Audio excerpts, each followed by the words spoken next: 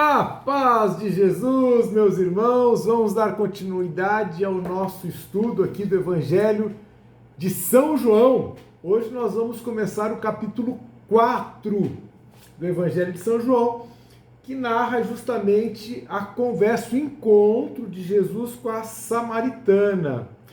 O capítulo 4 começa explicando por que Jesus saiu da Judéia e foi para Galiléia.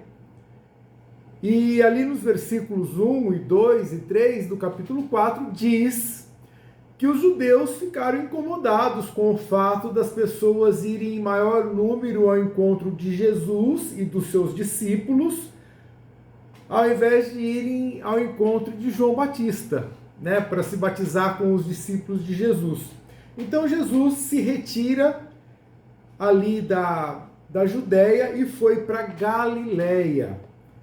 E a palavra diz que ele deveria passar pela Samaria, ou precisaria passar pela Samaria.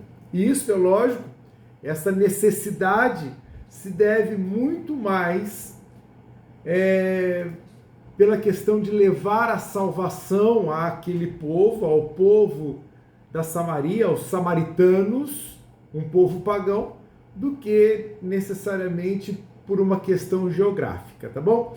Eu quero falar um pouquinho da Samaria, um pouquinho antes da gente entrar propriamente no texto, só para a gente entender algumas coisas. Bom, a Samaria é uma região que fica entre a Galiléia e a Judéia, e ela foi conquistada pela Assíria no ano 721 a.C., que deportou a sua população e enviou para lá habitantes de outras 5 nações. Vamos ler junto? Segundo Reis, capítulo 17, versículo 24. Segundo Reis 17, 24. Vamos lá. Eu estou aqui em 1 Reis, Segundo Reis 12, 14, 16, 17, 24. Diz assim: o rei da Síria mandou vir gente da Babilônia, de Cuta, de Ava, de Emate, de Sefarviã,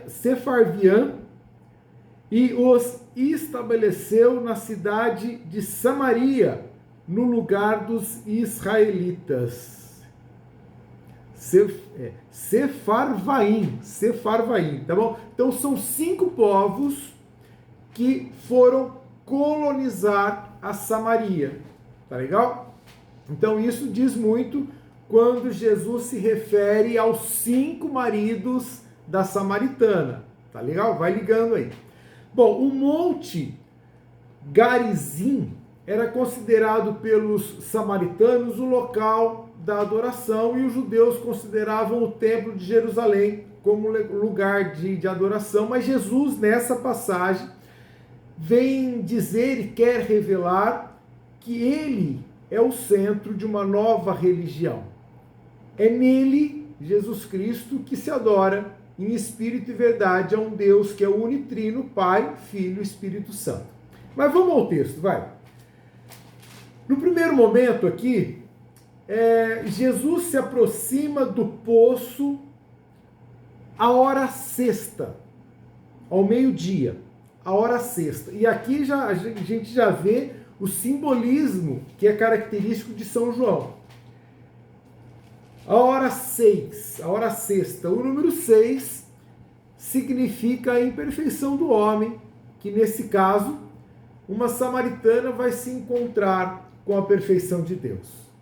Então, a hora sexta, Jesus se aproxima ali do poço com sede e cansado, e isso também é importante, porque João sempre faz questão de frisar verdadeiro Deus e verdadeiro homem, e como homem, Jesus sentia sede.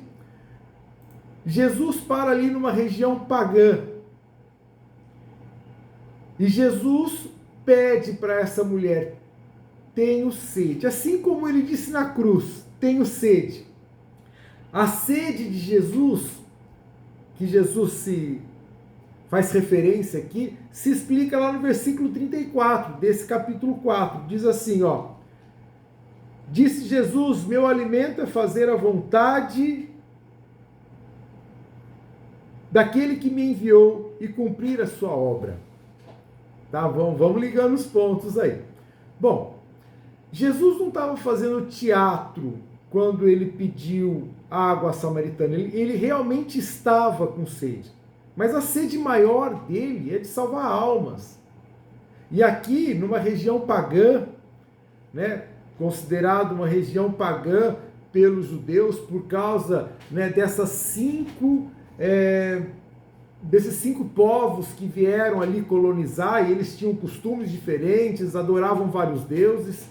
E isso para os judeus era uma terra pagã, uma terra profana, uma terra de adúlteros, porque adoravam outros deuses. Mas Jesus mostra que tem sede de salvar toda a humanidade, porque ele está numa terra pagã, e mostra a sua sede. Tá? E Jesus não fazia teatro, não. Ele estava realmente com sede, mas, assim como lá em Marcos 6,31, eu vou pegar rapidinho aqui, Marcos 6,31, na primeira multiplicação dos pães, nessa situação aqui, Marcos 6,31, olha só.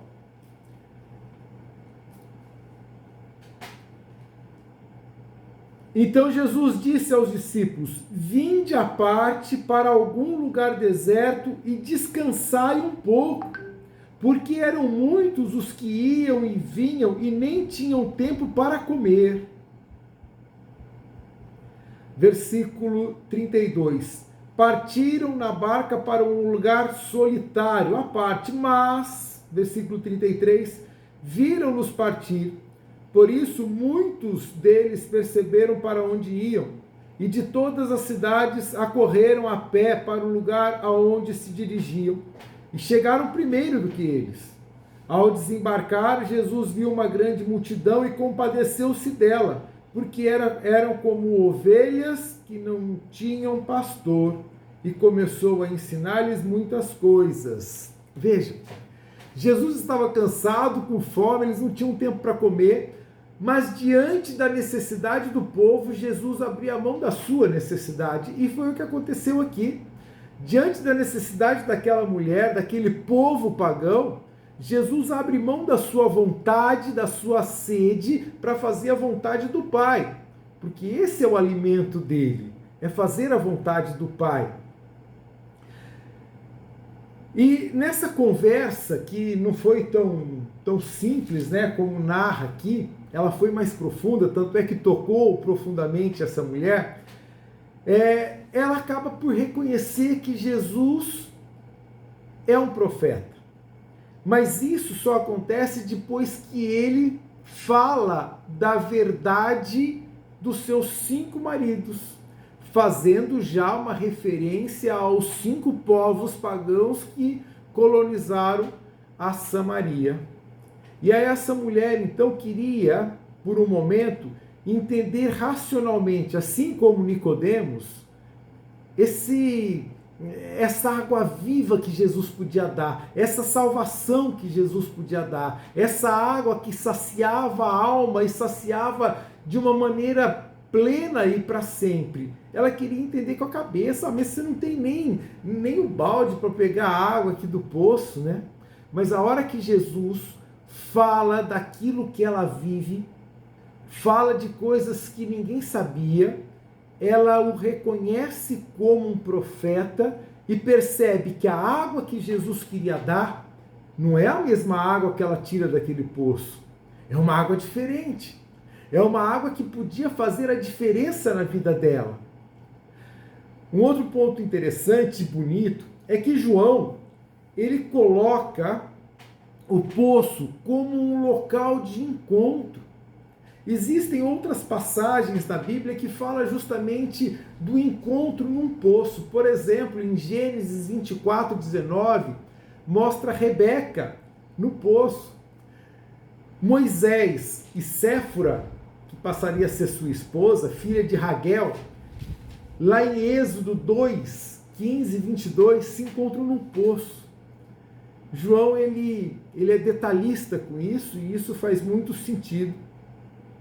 O poço então se torna um encontro de amor, onde Jesus, verdadeiro homem, mostra a sua sede, mas a hora sexta, diante da imperfeição do homem, ele faz questão de fazer, sobretudo, a vontade de Deus, que é que ele não perca nenhum. No capítulo 6, aqui do Evangelho de São João, no capítulo 6, Jesus fala justamente isso, versículos 38 e 39. Pois desci do céu não para fazer a minha vontade, mas a vontade daquele que me enviou. Ora, esta é a vontade daquele que me enviou, que eu não deixe perecer nenhum daqueles que me deu, mas que eu os ressuscite no último dia. Versículo 40. Esta é a vontade do meu Pai, que todo aquele que vê o Filho, Jesus, e nele crê, tenha a vida eterna, e eu o ressuscitarei no último dia. Então é aqui que está acontecendo todo esse diálogo, tá bom? Aí entra um segundo momento dessa conversa, onde eles deveriam adorar, né? A mulher fala assim, mas a gente, os samaritanos acham que é aqui nesse monte que a gente deve adorar, e os judeus dizem que é em Jerusalém que se deve adorar, e Jesus mais uma vez fala, não, a partir de agora, na nova religião, na religião católica cristã, eu sou o centro. Jesus é o centro da religião católica. E Jesus quer falar assim, não, eu sou o Messias, eu sou o Cristo. Né? É em mim que isso acontece. E Jesus acaba até por se revelar, eu sou o Messias. Né? Ela fala assim, mas quando virá o Messias? Não, eu sou o Messias. E quando Jesus fala, eu sou, né? O eu sou, Yahvé é o nome de Deus. E quando ele fala, eu sou o Messias, o ungido, o Cristo. Né? O Messias é o ungido, é o mesmo significado, Messias e Cristo significa ungido. Eu sou o ungido que deveria vir, eu já estou aqui. E o bonito quando ele fala assim, olha, eu sou aquele que fala contigo. Olha que lindo, porque Jesus é o verbo encarnado, é a palavra. Então, eu sou Yahvé, a palavra encarnada, sou eu que falo contigo. E isso mudou a vida daquela mulher. Ela acreditou verdadeiramente nele, no eu sou, o centro da fé católica. Jesus Cristo é o centro do catolicismo. Tanto é que na doxologia a gente reza assim, né? Por Cristo, com Cristo, em Cristo, a vós, Deus Pai Todo-Poderoso, na unidade do Espírito Santo, toda honra e toda glória, agora e para sempre. Jesus, o eu sou, a palavra, o verbo, o Messias, aquele que fala tudo de Deus para nós. Gente, 14 minutos já, não dá para continuar. A gente continua num outro vídeo, nós paramos aqui no versículo 26. Fica com Deus, a gente continua.